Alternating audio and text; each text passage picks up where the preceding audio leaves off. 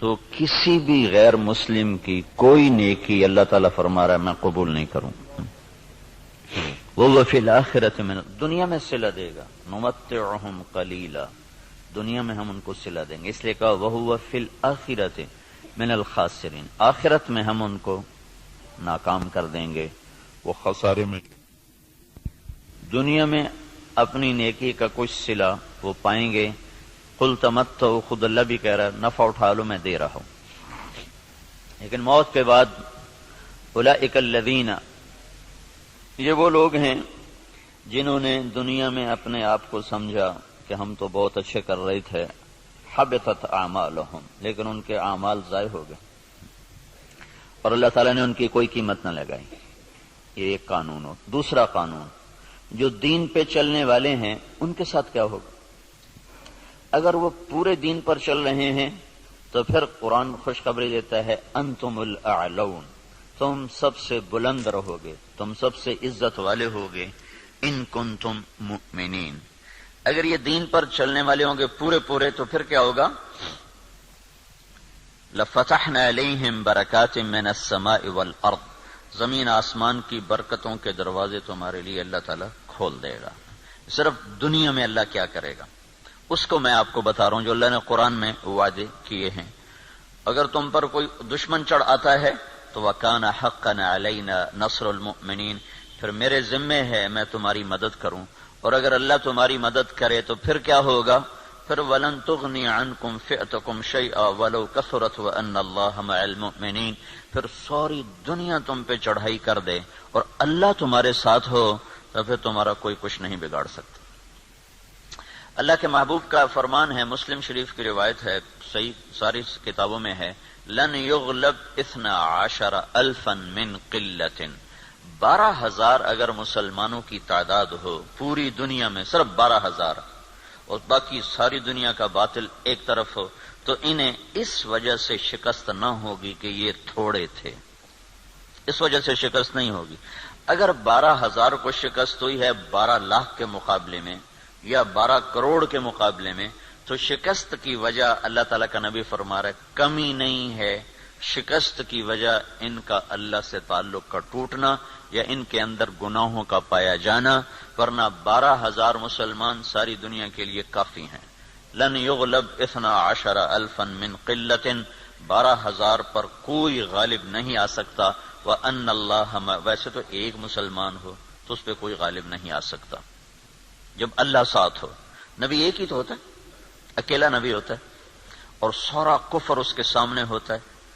اور ہود علیہ السلام تو ایسی قوم کے سامنے آئے تھے جن کے قد اس پلر کو دگنا کرو تو تب جا کے ان کا قد بنتا تھا. اتنے قد آور قوم تھی کہ 30 40 ہاتھ، یعنی کوئی 60 فٹ ان کا قد بنتا تھا.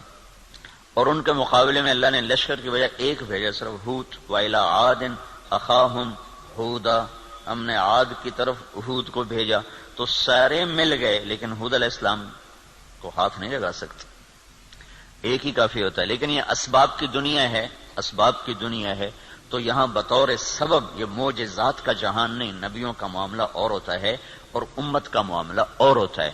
نبیوں کے ساتھ اللہ تعالیٰ کا نظام خصوصی چلتا ہے اور عام انسانوں کے ساتھ اللہ تعالیٰ کا نظام عمومی چلتا ہے. ہمیں مکڑی کے جالے سے اللہ نہیں چھپائے گا.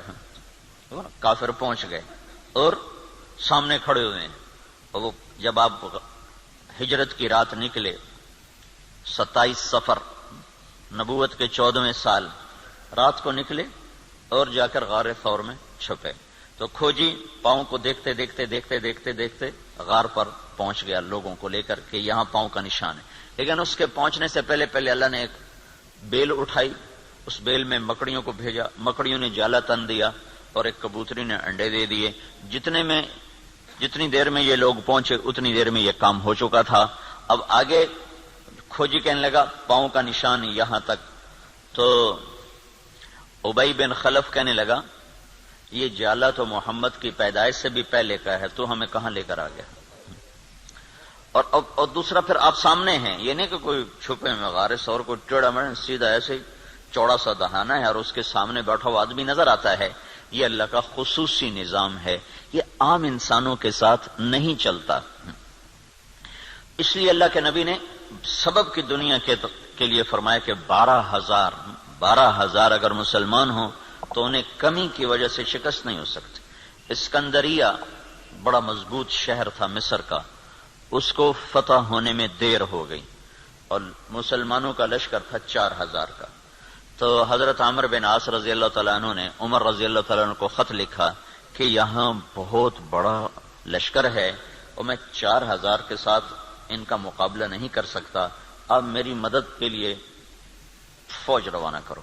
تو عمر رضی اللہ تعالیٰ عنہ نے 4,000 اور بھیج دیے، 4,000، اور ان 4,000 کے ساتھ 4 آدمی ہیں، ایک زبیر بن عوام اور ایک مقداد بن اسود، یہ مہاجرین میں سے، اور عبادہ بن صامت اور مسلمہ بن مخلد، یہ انصار میں سے، 2 مدینے کے 2 مکہ کے.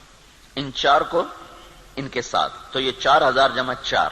تو عمر رضی اللہ تعالیٰ عنہ نے عمرو بن عاص رضی اللہ تعالیٰ عنہ کو خط لکھا کہ میں تیرے مدد کے لیے 4,000 آدمی بھیج رہا ہوں، ان کے ساتھ 4 آدمی اور ہیں، ان میں ہر آدمی 1,000 کے برابر ہے، 1,000 کے برابر ہے، لہذا میں 4,000 نہیں، میں 8,000 تیری مدد کے لیے بھیج رہا ہوں، اور تم پہلے سے 4,000 ہو تو تم 12,000 ہو گئے. تو 12,000 کو کمی کی وجہ سے کوئی شکست نہیں دے سکتا. تم جب میرا یہ لشکر پہنچے تو تم سارے مسلمانوں کو آخرت کی ترغیب دو اور اللہ کا نام لے کر قدم بڑھاؤ، اللہ تمہیں فتح عطا فرمائے گا. دنیا جن کی فراست کا لوہا مانتی ہے، کافر بھی، اور وہ اتنے بڑے شہر پہ حملہ ہو رہا ہے، اور وہ کیا تدبیر اختیار کر رہے ہیں کہ 4,000 جمع 4 آدمی بھیج کر مطمئن بیٹھے، حالانکہ وہ 40,000 بھیج سکتے تھے.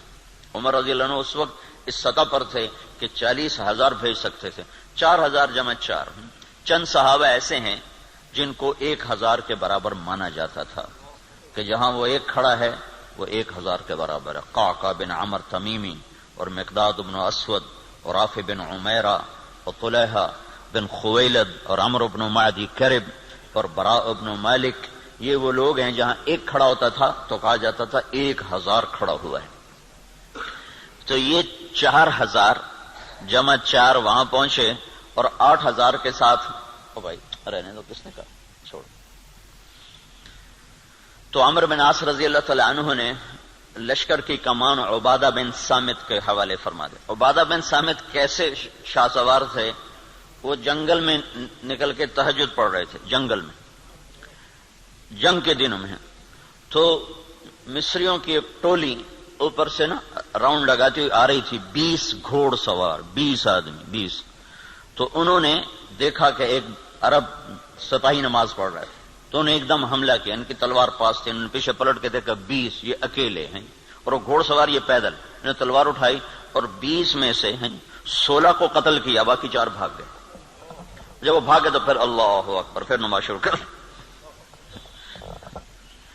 تو ان کے سر پہ انہوں نے امارت کا امامہ باندھا، کا آج تو بسم اللہ کر. تو عبادہ بن صامت رضی اللہ تعالیٰ عنہ بدری صحابہ میں سے ہیں، بدری صحابہ میں سے.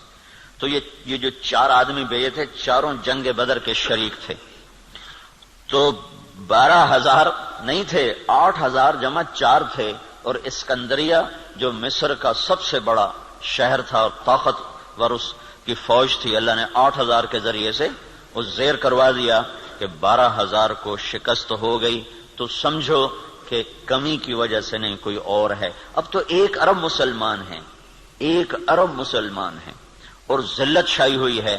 اور اس سے عجب بات یہ ہے کہ دنیا کی سب سے طاقتور چیز اس وقت تیل ہے. تیل کے ساتھ پہیہ گھومتا ہے، تیل کے ساتھ جہاز اڑتا ہے، بم گرانے کے لیے اسے تیل چاہیے. ساری دنیا کا 70% تیل اللہ نے مسلمانوں کی زمین کے نیچے رکھا ہوا ہے. دنیا میں جتنا تیل ڈھونڈا جا چکا ہے اس کا 70% اللہ تعالیٰ نے عربوں کو دے دیا ہے، مسلمانوں کو دے دیا ہے. ٹوٹل 30% ساری دنیا میں اور 70% مسلمانوں کی زمین میں. اور پھر ذلت. تو میں یہ بتا رہا تھا کہ اگر ہم پورے مسلمان ہیں تو پھر اللہ کا قانون کیا ہے؟ انتم الاعلون، ان کنتم مؤمنین، تم سے اونچا کوئی جا نہیں سکتا. وَلِلَّهِ الْعِزَّةُ وَلِرَسُولِهِ وَلِلْمُؤْمِنِينَ، عزت صرف تمہیں ملے گی، کافر کو ذلت ملے گی. لَفَتَحْنَا عَلَيْهِمْ بَرَكَاتٍ مِّنَ السَّمَاءِ وَالْأَرْضِ، زمین آسمان کی برکتوں کو میں دروازے کھول دوں گا اور تمہاری زمین کا ذرہ ذرہ وہ برکت بنے گا، آسمان کا قطرہ قطرہ وہ برکت بنے گا. تم پہ دشمن چڑھے گا تو کان حقا علینا نصر المؤمنین، میرے ذمے ہے میں تمہاری مدد کروں، میں خود آؤں گا. ان تستفتحوا فقد جاءکم الفتح وان تنتهوا فهو خیر لکم وان تعودوا نعود. اللہ اکبر. یہ جنگ بدر کی آیات ہیں. اللہ تعالیٰ کہہ رہا ہے پتہ چل گیا نا تمہیں کہ اللہ کس کے ساتھ ہے، اور تم کہا کرتے تھے حق کو واضح کر. آج حق واضح ہوا کہ تم ذلیل ہوئے اور بے ہتھیار بے سر و سامان وہ کامیاب ہوئے. اب جاؤ اور بس کر دو تو تمہارے لیے اچھی بات ہے. اگر تم لوٹو گے تو میں لوٹوں گا. ان تعودوا نعود، اگر تم آؤ گے تو میں آؤں گا. تو پر اللہ کے ساتھ کون لڑے؟ جب ہرمزان تستر ایک جگہ تھی ایران کی کا ایک صوبہ تھا تستر، وہ 1 سال کے بعد فتح ہوا تھا. اس پر اتنی لمبی جنگ چلی کہ 1 سال، ایک قلعہ 1 سال لے گیا تھا. تو اس کے سردار ہرمزان پکڑا گیا، زندہ پکڑا گیا. تو عمر رضی اللہ عنہ نے فرمایا کہ اسے مدینے بھیجو.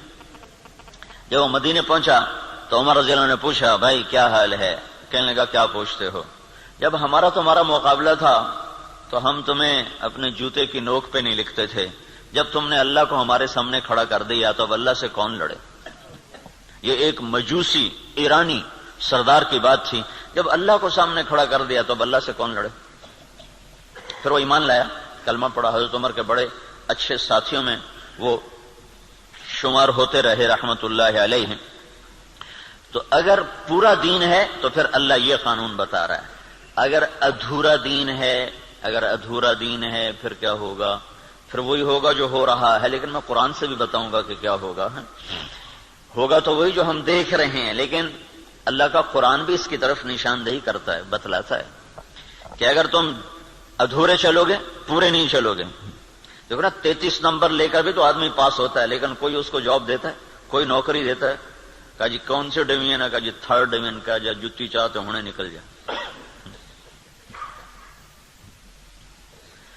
1st ڈویژن والے کو لوگ دیکھتے ہیں کہ ہاں بھائی کتنے نمبر لیے تھے آپ نے، کتنا ایکسپیرینس ہے آپ کا. تو ہم 33 نمبر والے مسلمان ہیں، تو اللہ سے ہم مانگتے ہیں 100 نمبر والا معاملہ. تو اب اللہ تعالیٰ کا قرآن بتاتا ہے، کیا کہتا ہے؟ وَلَنُذِيقَنَّهُمْ مِنَ الْعَذَابِ الْأَدْنَى دُونَ الْعَذَابِ الْأَكْبَرِ لَعَلَّهُمْ يَرْجِعُونَ. جب تم ادھورے چلو گے نا، کبھی نماز پڑھی کبھی چھوڑ دی، کبھی روزہ رکھا کبھی چھوڑ دیا، کبھی حلال کھایا کبھی حرام کھایا، کبھی جھوٹ بولا کبھی سچ بولا، کبھی سود پہ چلے کبھی حلال پہ چلے. جب تم یہ سارا گڑبڑ کر دو گے تو پھر میں کیا کروں گا؟ وَلَنُذِيقَنَّهُمْ مِنَ الْعَذَابِ الْأَدْنَى، میں تمہیں چھوٹے چھوٹے عذاب دوں گا. دون العذاب الاکبر، بڑا عذاب نہیں دوں گا. بڑا عذاب کیا ہے؟ قرآن کی دوسری آیت فَيُعَذِّبُهُ اللَّهُ الْعَذَابَ الْأَكْبَرَ يَصْلَى النَّارَ الْكُبْرَى. جہنم کی آگ، دوزخ کی آگ، یہ بڑا عذاب ہے اور یہ خوفناک عذاب ہے. اس سے توبہ توبہ. اوہو انہا لغا، بھڑکتی ہے. نزاعۃ للشوا، کھال کھینچ دیتی ہے.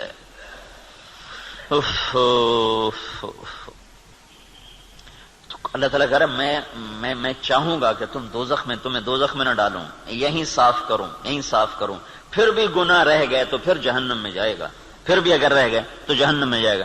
جب کوئی آدمی فرض نماز چھوڑ دیتا ہے اور پھر وہ توبہ نہیں کرتا، چھوڑے ہی جاتا ہے تو اس کے نام کا ایک دروازہ جہنم میں کھول دیا جاتا ہے. اسے اس دروازے میں سے گزرنا پڑے گا چاہے ایمان پہ خاتمہ ہو. اللہ تعالیٰ کے نبی جب معراج پر گئے تو ایک جگہ دیکھا لوگ الٹے لٹکے ہوئے نا، تو ان کو نیچے سے آگ جلا رہی، ان کے پاؤں بندھے ہوئے رسے سے اور ان کو نیچے سے آگ جلا رہی. تو آپ نے پوچھا یہ کون لوگ ہیں؟ کہا جو روزہ نہیں رکھتے تھے. تو روزہ نہ رکھنا یہ تو مسلمان کے لیے، کافر سے تو روزہ مطلوب نہیں. ایک جگہ آپ نے دیکھا ایک آدمی لیٹا ہوا ہے تو ایک فرشتے کا ہاتھ میں پتھر ہے بہت بڑا، اس کے سر کے اوپر مارتا ہے، اس کا سر کیما ہو جاتا ہے. پتھر دور جا گرتا ہے، وہ پتھر اٹھانے جاتا ہے، واپس آنے تک اس کا سر ٹھیک ہو جاتا ہے، وہ پھر اس کے سر پہ پتھر مار، وہ پھر قیمہ قیمہ ہو جاتا ہے۔ تو آپ نے پوچھا یہ کون ہے؟ کہ یہ وہ جو عشاء کی نماز پڑھے بغیر سو جاتا تھا، جو عشاء پڑھے بغیر۔ اور لاکھوں کروڑوں مسلمان ایک نماز بھی نہیں پڑھتے، عشاء کی کیا بات ہے، ایک بھی نہیں پڑھتے۔ تو بڑا عذاب آگے کا ہے، بہت خوفناک ہے، بہت خوفناک ہے۔ آگے آپ گئے تو آپ نے دیکھا ایک آدمی کا پیٹ ہے جیسے گنبد ہوتا ہے، گنبد کی طرح بڑا پیٹ ہے، اس پیٹ کے اندر سانپ گھسے ہوئے ہیں اندر، اور اس کو اندر سے ڈس رہے ہیں، اس کی چیخ و پکار ہے۔ تو آپ نے کہا یہ کون ہے؟ کہ یہ سود کھانے والے۔ تو بڑا عذاب آگے ہے، زلزلہ، دشمن کی چڑھائی، دشمن کے ہاتھوں قتل، دریاؤں کا سوکھ جانا، بجلی کا ختم ہو جانا، محبتوں کا اٹھ جانا، برکتوں کا اٹھ جانا، آپس کی لڑائیاں، قتل و غارت، بد امنی، مہنگائی، یہ ہے وَلَنُذِيقَنَّهُم مِّنَ الْعَذَابِ الْأَدْنَىٰ، چھوٹے چھوٹے عذاب دوں گا، دون العذاب الاکبر، بڑا نہیں دوں گا، لعلہم یرجعون، شاید تم مسجدیں بھر دو اور تم توبہ کر لو اور تم اللہ کے سامنے جھک جاؤ اور تم اللہ کو منا لو اور اللہ کے نبی کے طریقوں پر آ جاؤ تو ما یفعل اللہ بعذابکم ان شکرتم وآمنتم وکان اللہ شاکرا علیما۔ اللہ تعالیٰ فرماتا ہے تمہیں سزا دے کے مجھے کیا خوشی ہوتی، تمہیں سزا دے کے مجھے کیا خوشی ہوتی، تم انسان بنو، جو کہتا ہوں کرو، جس سے روکتا ہوں چھوڑو، تو میں تمہیں عذاب دے کے مجھے کوئی خوشی نہیں ہے، لیکن تم میرے مان کے چلو، میرے بن کے۔ آپ 5000 تنخواہ دے کر اگلے کی کھال اتار دیتے، ذرا سا گڑبڑ کر دے تو اس کی ماں بیٹی نہیں چھوڑتے، اور اللہ تعالیٰ سر سے لے کر پاؤں تک وجود دیتا ہے، ایک سیل ساری دنیا مل کے نہیں بنا سکتی، ایک سیل میں جو جہان کام کر رہا ہے ساری دنیا عاجز ہے اس ایک سیل کا، صرف ایک سیل کا جہان سمجھنے سے دنیا کا انسان عاجز ہے، اور کئی کھرب سیلز جمع ہوتے ہیں تب اللہ ایک انسان بناتا ہے، ہر سیل میں ایک کائنات ہے جس کا نظام اللہ تعالیٰ چلاتا ہے، تو اس کے بعد اس کا اتنا حق نہیں ہے کہ میری مان کے چل، میری مان، اطیع اللہ و اطیع الرسول، اللہ کی مانو اور اللہ کے رسول کی مانو، اپنی مرضی پہ نہ چل۔ اور پھر اس میں اللہ تعالیٰ ایک ہمارے ساتھ سودا کرتا ہے کہ عبدی انت ترید وانا ارید ولا يكون الا ما ارید فان سلمت لي فيما ارید كفيتك فيما تريد وان لم تسلم لي فيما ارید اتعبتك فيما تريد ولا يكون الا ما ارید۔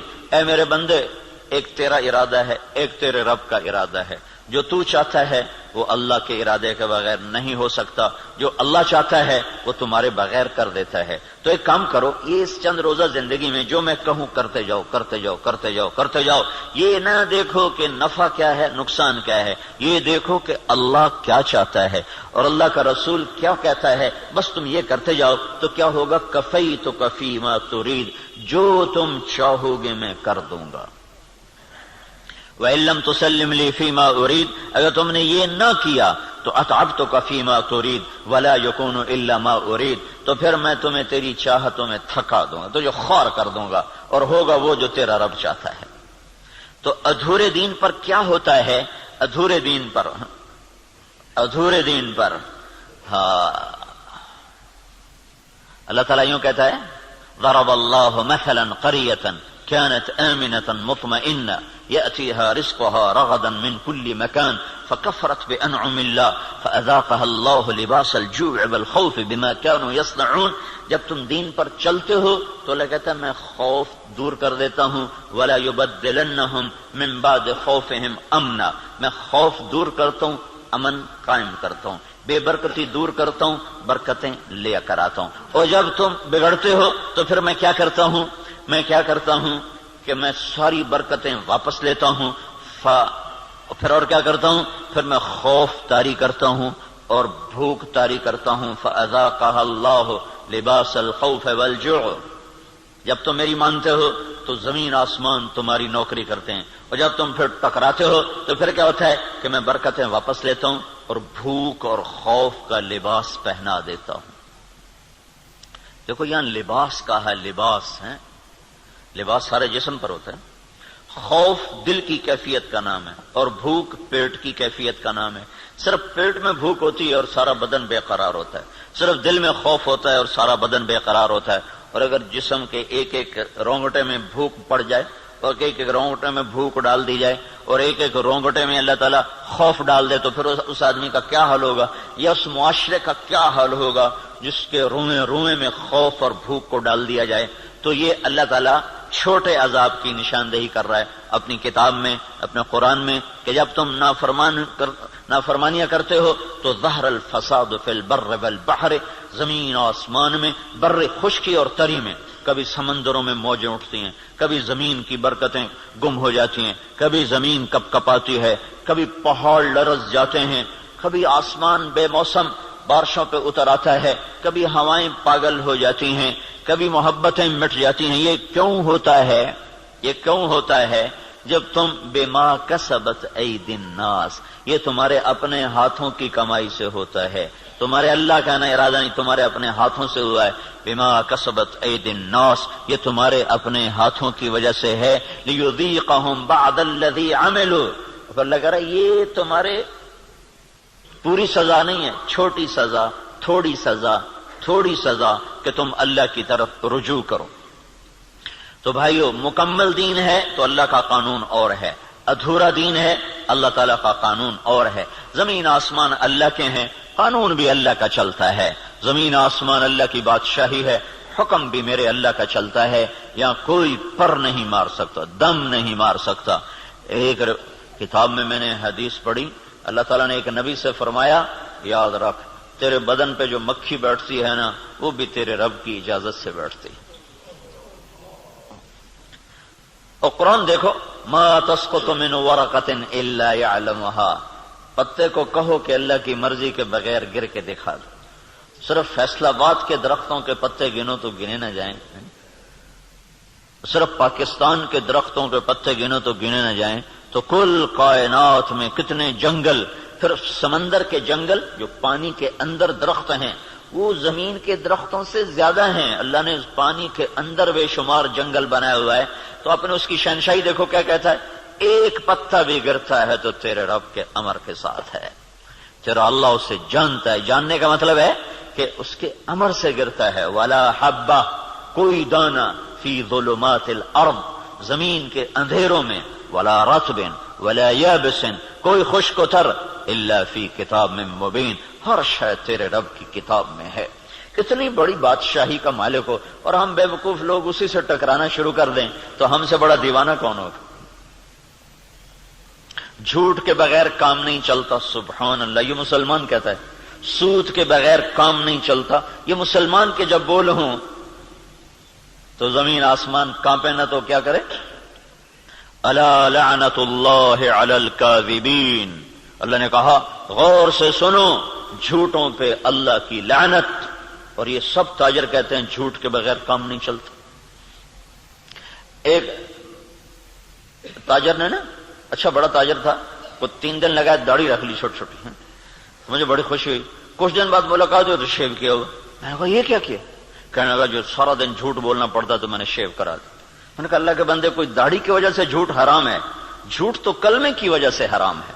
اب تو نے 2 گناہ شروع کر دیے، داڑھی بھی منڈائی، جھوٹ بھی بولا، تو اب داڑھی منڈانے سے جھوٹ حلال ہو گیا۔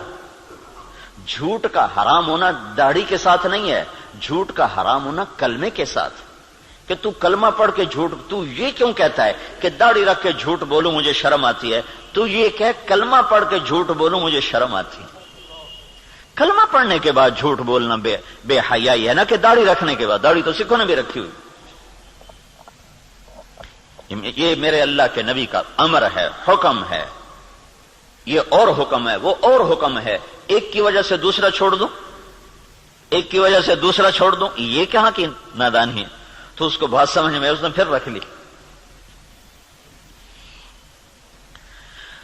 تو اب جب تاجر کہے جھوٹ کے بغیر کام نہیں چلتا، سود کے بغیر تجارت نہیں چلتی، اور اللہ کہے لعنت اللہ علی الکاذبین، جھوٹوں پہ اللہ کی لعنت، اور اللہ تعالیٰ کہے فاذنوا بحرب من اللہ ورسولہ، یا سود چھوڑ دو یا اللہ اس کے رسول سے جنگ لڑنے کے لیے تیار ہو جاؤ۔ ہماری تو جنگ اللہ، امریکہ سے تھوڑی ہماری جنگ ہے، یا ہندوستان سے تھوڑی ہماری جنگ ہے، یا اسرائیل سے ہماری جنگ، تو ہماری تو اللہ سے جنگ ہوئی پڑی، اللہ ہمارے خلاف جنگ کر رہا ہے۔ اصل تو مقابل میں اللہ آیا ہوا ہے، اللہ اس کا رسول آیا ہوا ہے۔ صرف اللہ اکیلا نہیں ہے، یعنی ایسا اعلان اللہ نے کسی جگہ کیا ہی نہیں. تو کتنی بے غیرتی ہے کفر. دنیا کا سب سے بڑا گناہ ہے کفر. دنیا کا سب سے بڑا جرم ہے شرک اور کفر کہ شہنشاہ اعظم خلاق علیم کو نہ ماننا یا ماننا تو اس کا شریک ماننا. اللہ تعالیٰ نے اس کے لیے نہیں کہا کہ میں تیرے خلاف لڑائی کروں گا. ان کو دھمکیاں دیں جہنم میں ڈالوں گا, آگ میں ڈال دوں گا, تباہ کر دوں گا. لیکن سود کھانے والا 5 وقت کا نمازی بھی ہے تو اللہ کہتا تیار ہو جا, تیری میری جنگ ہے. اور صرف میری نہیں, میرا رسول بھی تیرے ساتھ جنگ کرے گا. میں بھی کروں گا, میرا رسول بھی کرے گا. بڑا جگر ہے لوگوں کا جو اتنے بڑے اعلان کے بعد کہیں جی سود کے بغیر تو پھر کام نہیں چلتے. تو یہ جب دین ادھورا ہوتا ہے تو پھر کیا ہوتا ہے, یہ سارا میں آپ کو قرآن پاک سے بتا رہا ہوں.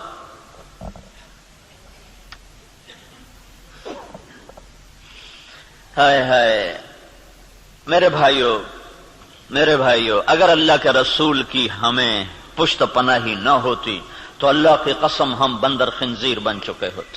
دعا دو اس مدینے والے کو جو اتنا رویا ہے.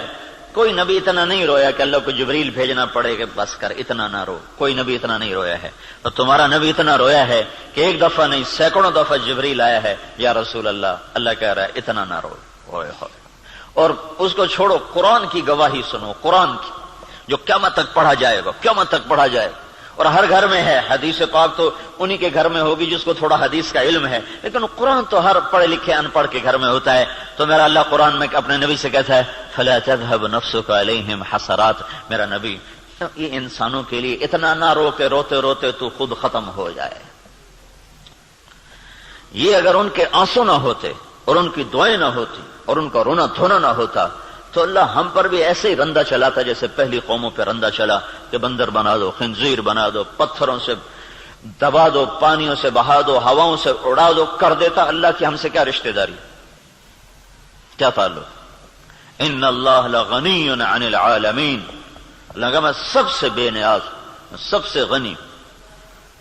سب سے پہلا رسول نوح علیہ الصلوۃ والسلام, اور 5 بڑے رسولوں میں ایک نوح علیہ السلام, ابراہیم علیہ السلام, موسیٰ علیہ السلام, عیسیٰ علیہ السلام, محمد صلی اللہ علیہ وسلم.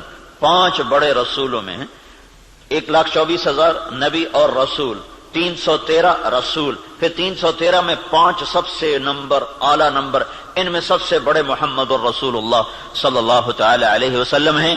تو اللہ تعالیٰ نوح علیہ السلام سے اللہ نے کہہ دیا انی اعظک ان تکون من الجاہلین. اللہ اکبر, اللہ اکبر. نوح دوبارہ سفارش کی تو نبوت جا سکتی ہے. اللہ اکبر. حالانکہ اللہ نے لینی نہیں تھی, لیکن اللہ نے اپنی بے نیازی دکھائی ہے کہ میں نے تمہیں کہا تھا کافر کے لیے دعا نہ کرنا, کافر کے لیے دعا نہ کرنا, اور یہ کافر ہے. انہ لیس من اہلک انہ عمل غیر صالح فلا تسألنی ما لیس لک بہ علم انی اعظک ان تکون من الجاہلین. اس لیے تو نوح علیہ السلام قیامت کے دن کہیں کہ میں نہیں آج سفارش کر سکتا, میں نے اپنے بچے کے لیے دعا مانگی تھی. اور نوح علیہ السلام کو پتہ نہیں تھا کہ یہ کافر ہے. اگر پتہ ہوتا تو کبھی نہ مانگتے. اس لیے انہوں نے کہا لا تکن من الکافرین. اگر پتہ ہوتا تو کہتے لا تکن من الکافرین. انہیں پتہ نہیں تھا, وہ منافق تھا. کہا لا تکن مع الکافرین. مع اور من, مع کا مطلب تھا کہ تو مسلمان ہے, تو کافروں کے ساتھ کیوں جا رہا ہے. ان کو معلوم نہیں تو اس نے اپنا کفر چھپائے رکھا. اگر معلوم ہوتا تو پھر کہتے لا تکن من الکافرین, کافروں میں سے مت ہو. تو نے کہا نوح دوبارہ بات نہیں کرنی ہے, دوبارہ نہیں بات کرنی ہے. تو اللہ تو اتنا بے نیاز ہے, تو ہماری کیا حیثیت. یہ تو اس سے محمد مصطفیٰ سے اللہ نے پیار ہی ایسا کیا ہے کہ اس کے طفیل ہم بھی نبھ گئے, اور ہماری بھی لاٹری نکل آئی کہ اللہ نے ہمیں حضرت محمد صلی اللہ تعالی علیہ وسلم کا امتی بنا دیا, اور ان کی دعائیں بیچ میں حائل ہو گئیں. یا رب امتی امتی, یا رب امتی امتی, کہ آخر ایک رات آپ رو رہے ہیں اور کہہ رہے ہیں یا اللہ, ابراہیم علیہ السلام نے کہا تھا فَإِنَّهُ مِنِّي وَمَنْ عَصَانِي فَإِنَّكَ غَفُورٌ رَحِيمٌ. یا اللہ جو میرے یہ آپ نے بات دہرائی قرآن کی آیت. پھر کہا یا اللہ عیسیٰ علیہ السلام نے تجھ سے کہا تھا ان تعذبہم فإنہم عبادک وإن تغفر لہم فإنک انت العزیز الحکیم. اے میرے رب تو انہیں معاف کر دے تو مہربان ہے، تو انہیں پکڑ لے تو رب ہے، عذاب دینا تجھے حق ہے، معاف کرنا بھی تیری رحمت ہے، تیری مرضی ہے. دونوں نبیوں نے کہا تیری مرضی. یا اللہ یا اللہ، نہ میں ابراہیم کی کہتا ہوں نہ میں عیسیٰ کی کہتا ہوں، میں تو اپنی کہتا ہوں یا رب امتی امتی یا رب امتی امتی یا رب امتی. تیار کردہ مواعظ اسلامیہ کیسٹ سینٹر بیرون تبلیغی مرکز ابدالی روڈ ملتان 24 گھنٹے رابطے کے لیے 0301 74 60 371 پر رابطہ کریں. ابراہیم کی کہتا ہوں نہ میں عیسیٰ کی کہتا ہوں، میں تو اپنی کہتا ہوں یا رب امتی امتی یا رب امتی امتی یا رب امتی امتی. یا اللہ میری امت کو معاف کر دے، یا اللہ میری امت کو معاف کر دے، یا اللہ نہیں کرنا پھر بھی کر دے. اور اتنا روئے کہ پھر جبریل کو آنا پڑا. یا رسول اللہ تعالیٰ پوچھ رہے ہیں آپ کیوں رو رہے ہیں؟ کہا جبریل مجھے میری امت رلا رہی. تو پھر اللہ تعالیٰ نے پیغام بھیجا سنردیک فی امتک، میں تجھے تیری امت کے بارے میں خوش کر دوں گا. یہ دعائیں بیچ میں حائل ہیں، ورنہ اللہ کو کیا پرواہ ہے.